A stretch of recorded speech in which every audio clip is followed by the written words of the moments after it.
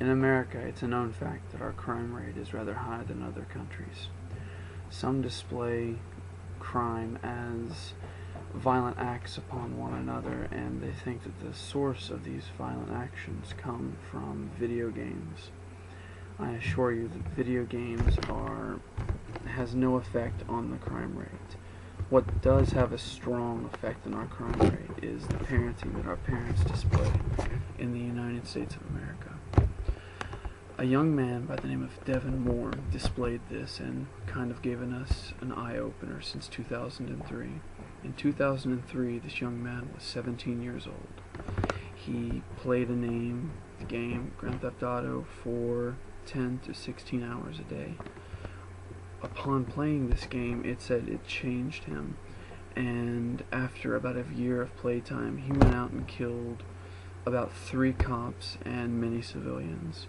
When questioned, Devin Moore said the following lines, that life is a video game, and since people die in video games, and it's okay that since they die in real life, it should be okay, and these people he killed will just set respawn, which means that they will be integrated back into life at a further point.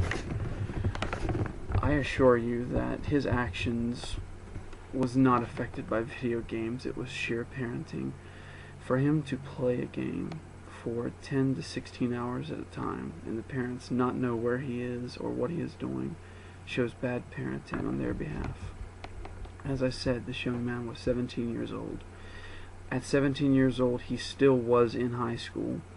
Also, he had to eat or do something, so these parents that let him play this video game for the multitude of hours pretty much was displaying that they didn't care for Devin.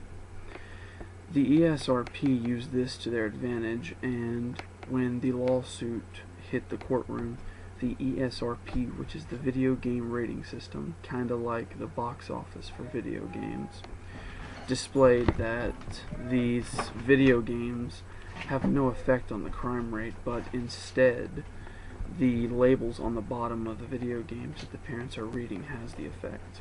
If you give a video game to a child who, let's say the child is 7, possibly 8 years old, and you give him a video game that displays violent activity or maybe shooting and murdering, this game would be known as a mature or explicit video game and would show a M or an EX on the bottom corner of this video game.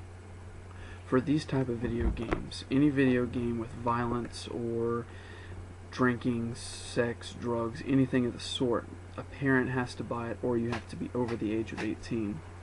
For Devin Moore to gain this video game, his parent would have to show physical identification, or the store would have to sell it to him without checking for identification. So, with that in mind, is it the parents or the video games that are causing an issue? Because in my eyes, if a parent goes out and buys a gun for a 3-year-old and the 3-year-old kills somebody, it's not the gun's fault, it's the video game. Recently there was also a poll that was constructed at a nearby college that showed that 90% of parents that buy their children video games for Christmas, birthdays, or just to be nice to them, 90% of the parents didn't even regard the ratings. Instead, they bought the video game and gave it to the child, even though it had maybe cussing or drinking or violence or sex. And in our society, if our child grows up after playing these video games and kills somebody, it's not going to be the parent's fault, it's going to be the video game.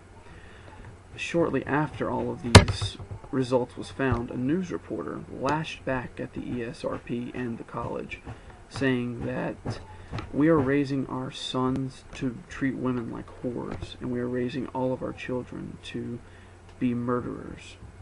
Now, with all of these points in mind, I have to ask you, is it our fault that our children are turning out the way they are, or is it the video games? I'll let you decide. Also, I have 2 people listening to me, so I can let you see this.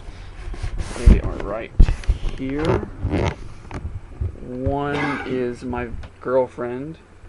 The the other is my mother, just so I have proof that I have an audience. So, thank you.